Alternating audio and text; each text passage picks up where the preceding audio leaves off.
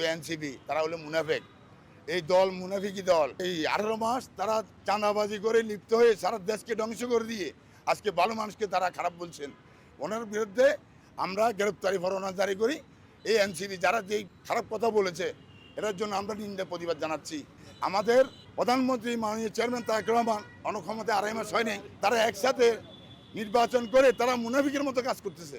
তারা দেশকে ধ্বংস করার জন্য একটা অশক্তি পরাজয় করতেছে, অবশক্তির কাজ করতেছে। তারা সরকারকে টিকতে দেবে না।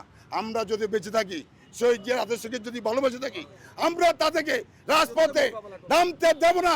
আমরা প্রয়োজনে তাদের সাথে মোকাবিলা করবো ইনশাআল্লাহ বলে আমি আমার বক্তব্য শেষ করছি। আল্লাহ হাফেজ। বাংলাদেশ জিন্দাবাদ, জাতীয়তাবাদী ইসলামিক দল জিন্দাবাদ। শহীদ জিয়া অমর।